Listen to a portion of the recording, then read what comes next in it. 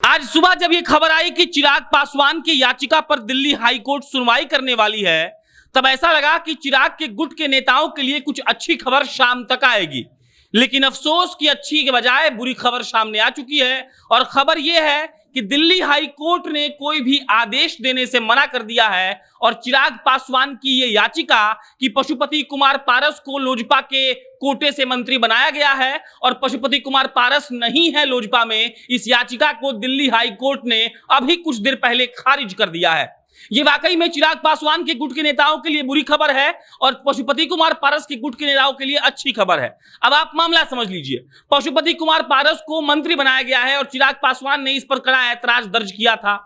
उसके बाद जब ये नाम फाइनल हो गया कि पशुपति पारस मंत्री बन रहे हैं, तब चिराग पासवान हाई कोर्ट गए। हाई कोर्ट में चिराग पासवान की तरफ से उनके वकील ने यह दलील रखा कि पशुपति पारस ने पार्टी के शीर्ष नेतृत्व को धोखा दिया है और इसीलिए पशुपति पारस को लोजपा से निष्कासित कर दिया गया है।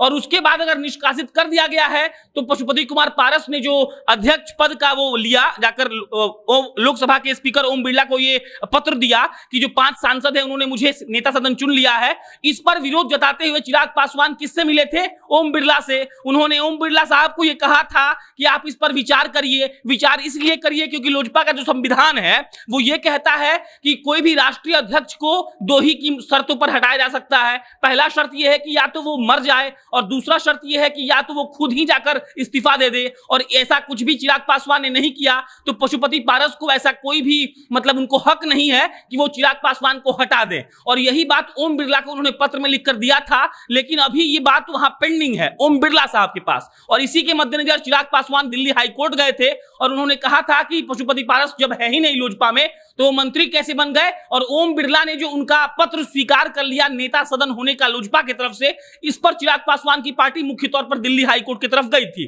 अभी दिल्ली के हाई कोर्ट ने साफ साफ ये कह दिया है कि जब मैटर ओम बिरला यानी कि लोकसभा स्पीकर साहब के पास है तो इस पर दिल्ली हाई कोर्ट कोई भी बात या कोई भी बयान या कोई भी आदेश नहीं देगी। उन्होंने ये भी कहा है कि जब तक स्पीकर साहब ने कुछ इस पर बयान नहीं दिया है तो हम इस पर कोई भी आदेश नहीं देंगे।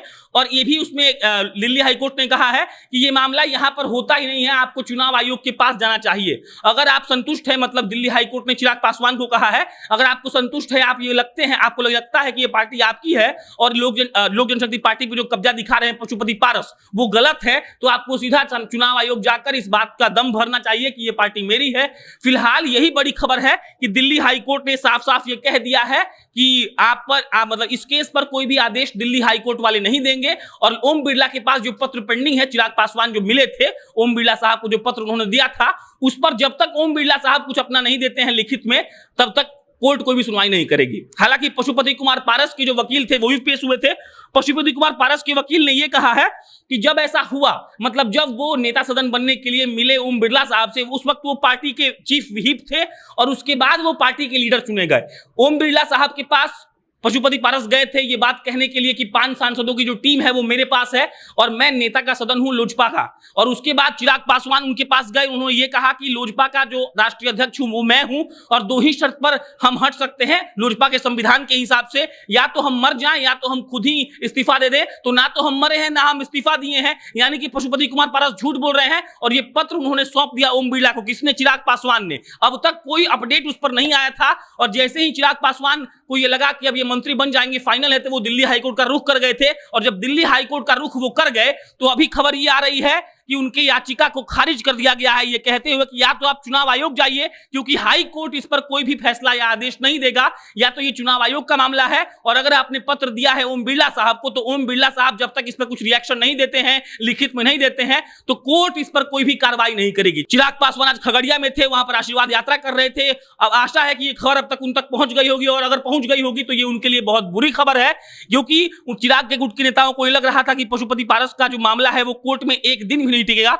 चिराग पासवान ये चिल्ला कर बोल रहे थे कि अगर मैं कोर्ट चला जाता हूं तो एक दिन में कोर्ट ये फैसला दे देगी कि लोक जनशक्ति पार्टी पर पूरा अधिकार चिराग पासवान का है। लेकिन याचिका को आज खारिज कर देना, ये सब कहीं ना कहीं इसका संदेश दिया जा रहा है कि चिराग पासवान परेशान और होंगे। अपने आप को नरेंद्र मोदी का हनुमान कहने वाले चिराग पासवान अभी कोई भी तय नहीं कर पाएंगे। अगर जब तक उनको ओम बिरला साहब कुछ लिखित नहीं देते हैं तो उनकी पार्टी की दशा और दिशा वो तय नहीं कर पाएंगे। वो सब कुछ पशुपति कुमार पारस के हाथ में ही होगा। अन्य कोई अपडेट आएगा तो आपको हम इत्तला करेंगे। मेरा नाम प्रशांत राय है, आप जनता जंक्शन देख रहे थे। बहुत बहुत धन्यवाद।